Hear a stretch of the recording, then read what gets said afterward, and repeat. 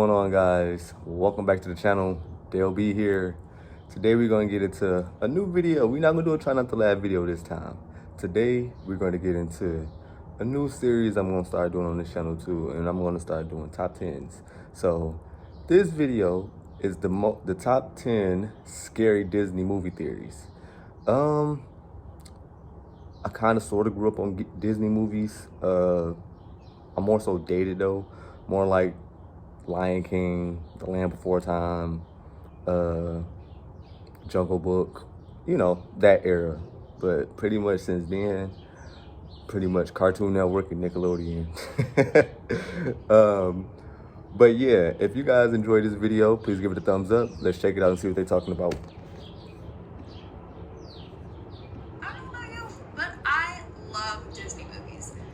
Catchy, fun songs, cute, lovable characters, and a feel-good storyline. Seriously, I miss being a kid and watching a Disney movie on VHS every weekend. But now, times have changed. VHS tapes are gone, there's Disney Plus, and Disney is now scarier than ever. Okay? See what I mean? See, she talking about my era. VHS tapes and everything. That's the last Disney I really remember because that's my era. Everyone, what's up and welcome back to Most Amazing Top 10. I'm your host, Lindsay Ivan, and today I'm bringing you the top 10 scary Disney movie theories. Starting off this countdown, we have Finding Nothing. And by this, I'm referring to the Disney Pixar movie Finding Nemo. The theory goes that Nemo is actually dead. Sadly, he didn't survive the attack at the beginning of the film that killed his mother and siblings. The whole movie is actually about a father trying to come to terms with the death of his wife and kids. As a result, Nemo is a figment of his imagination. Now, all the pals that we see along the way are all trying to help Marlin cope with his grief, whereas Dory is said to be his psychiatrist, helping him along his journey to acceptance. In fact, the movie shows the 5 stages of grief. First, we have denial, which we can see by Marlin always babying Nemo and not wanting him to go to school. Then we have anger, which was when he got mad at Nemo for swimming out too far. We got bargaining, which was his entire journey across the ocean. Depression, which was when he almost reached Nemo and then he saw him getting flushed down the toilet. And then finally, acceptance, coming to terms with the loss of him. In fact, Nemo in Latin means nobody or nothing. So the name literally translates to finding nobody. Damn. In our 9th spot, we have the secret villain. Damn, man, that's... Never look at that movie the same again now. They have a fine way of doing that. Editing and adding pieces. According to this next theory, the real villain of Toy Story 2 is none other than Wheezy the Penguin. What? Yeah, that's right. In the movie, Woody finds Wheezy all dusty and alone on Andy's bookshelf. For years, he had been severely neglected by Andy, all because he has a broken squeaker. As a result, he became very jealous of all the other toys that Andy loved to play with, especially Woody. Therefore, Wheezy decided to include himself in the yard sale, knowing that Woody would try and come to his rescue and hopefully be sold in the process. It was his scheme all along to try to get rid of his competition and become Andy's #1 favorite toy. Moving on to number 8, we have the pathological liar. Who am I referring to? Cinderella, of course. The story of Cinderella is told from her perspective, but others claim that her stepmother and sisters aren't as sinister as she makes them out to be. In fact, this theory takes a look at it from their perspective. So Cinderella was a young girl from a wealthy family. She was very privileged and never had to do any chores. When her stepmother came into her life, she was trying to teach Cinderella that she can't ride on her privilege and her family's wealth. So she gets her to start helping around the house by doing household chores. But since Cinderella has never done any chores in her entire life, she feels like she's being punished. And she makes everything more dramatic than it actually is. So she acts like she's doing really cruel chores. Then her sisters seem evil since they are living in a house that's rightfully hers. So the whole movie is about Cinderella overreacting to every little thing, simply because she has a poor work ethic. In our 7th spot, we have the evil nanny. Mary Poppins may be a little stern at times, but she only has the best intentions, right? Or does she? According to this theory, Mary Poppins is the master at manipulation. She may seem practically perfect, but in reality, she is a cruel demigod that is trying to gain control of the entire human race. I mean, she definitely has superhuman capabilities, like, hello, her endless bag of stuff, or the fact that she can fly with an umbrella. Now, her plan begins by infiltrating families and getting them to conform to her ways. All the families end up blindly following her ways. We see that she has mass admirers and devoted followers. She is slowly but surely taking control over families so that they will always do what she says, and she can end up ruling the world with a loyal following. In our sixth spot, we have Up to Heaven. The Disney Pixar movie Up has one of the saddest beginnings in Disney movie history. It's a real tearjerker. The only thing worse than that might be this theory.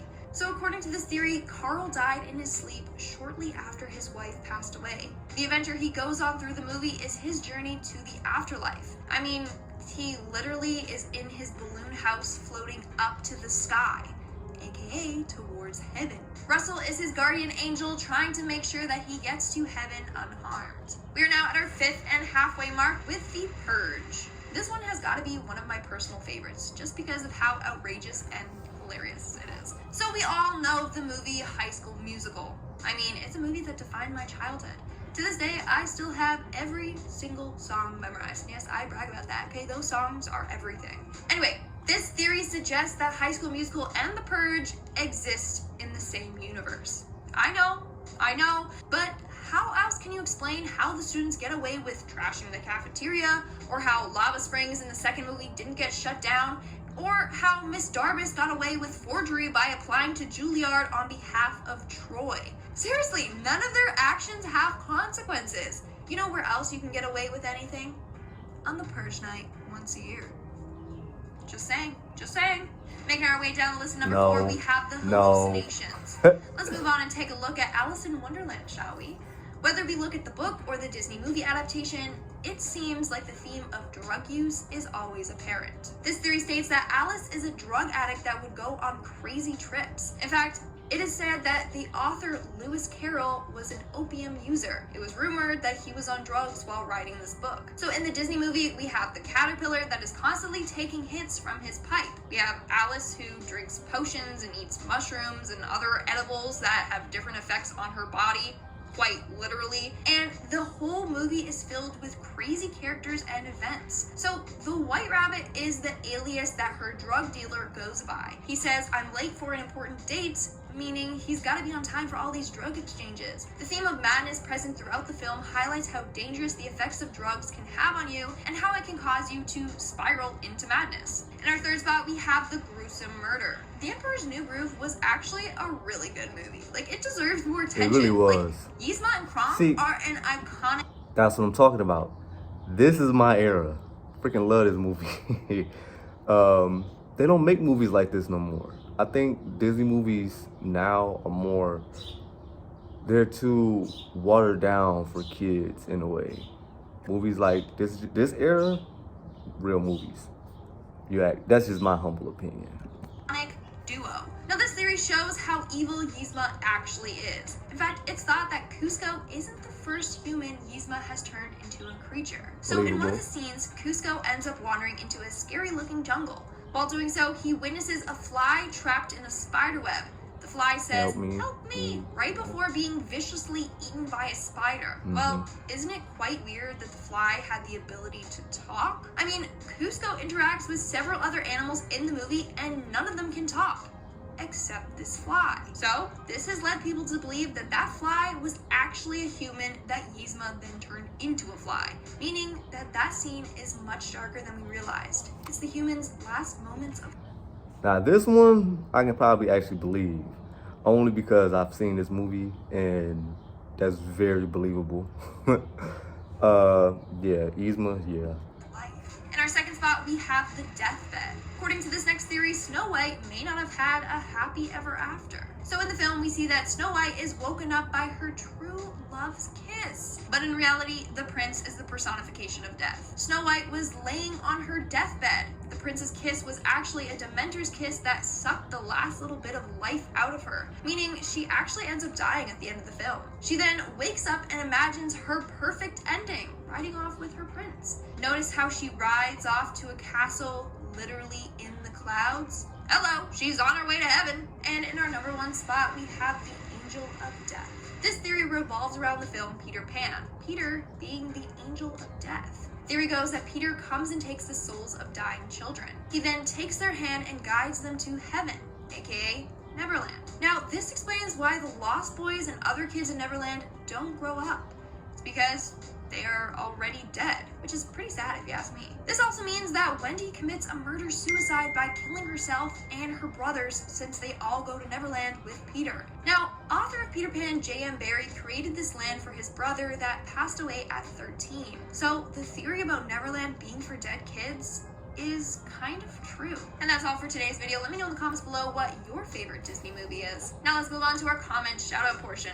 I'll be shouting out comments from my video, Top 10 Scary Internet Urban Legends Part 6. King of Cheese commented, "Who's ready to get spooky?